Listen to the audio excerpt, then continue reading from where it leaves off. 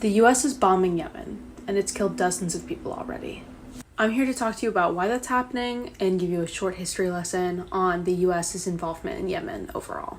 Because of Yemen's location, it controls the Bab el-Mandeb Strait, which leads into the Red Sea. It's a very, very important waterway for trade, namely for trading oil. Trump is bombing Yemen because the Houthis in Yemen, who control most of the country, are reinstating their blockade and have said they will not let US ships pass into the Red Sea. It's important to know, when making foreign policy decisions, why they're doing that. They didn't just wake up over the weekend and decide they wanted to do it. They have employed this tactic before the ceasefire in Gaza was reached. Israel hasn't let aid into Gaza in 2 weeks. So prices for food are skyrocketing, and soon the people of Gaza will be starving again if Israel doesn't start letting in the aid that was promised to Gazans. So the Houthis have said that as long as these are the conditions in Gaza, this is what they will be doing in the Red Sea.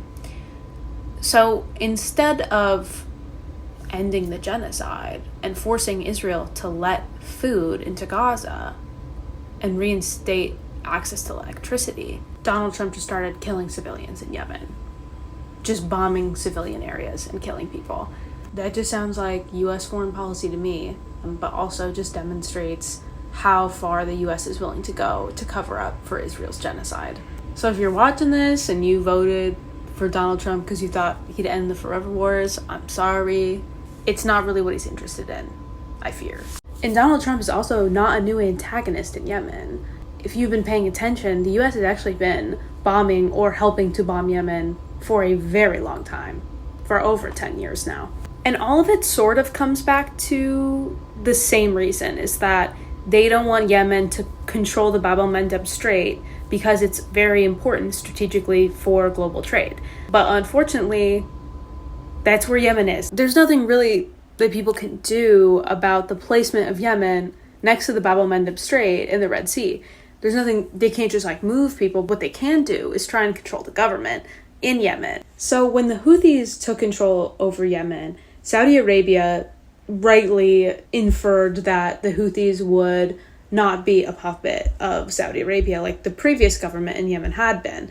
So they waged a war on Yemen that killed hundreds of thousands of people with US support. Logistical, diplomatic, political, military, everything. There has been a ceasefire in that war for a while now, but Saudi Arabia still implements its blockade in terms of it really limits the amount of flights that can go in and out of Sana'a, the capital of Yemen, for example. While Donald Trump was president last time, Saudi Arabia dropped a bomb on a school bus full of children on a field trip in Yemen.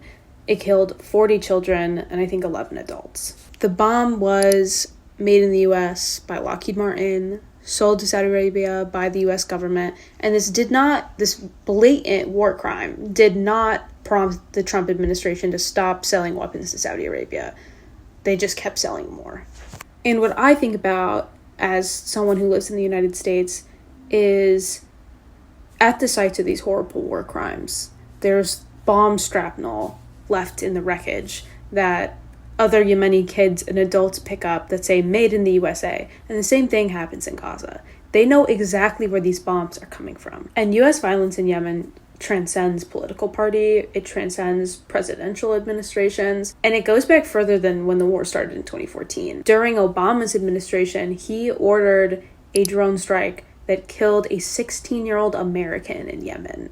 It's important to understand the US and the US history with Yemen when we're making sense of the news today. One, because this violence against Yemen isn't new. The US trying to control Yemen isn't new. But also, the escalation in Yemen could spark a broader regional conflict. So, instead of bombing Yemen, the US should force Israel to let aid into Gaza. Simple as that. Really simple as that.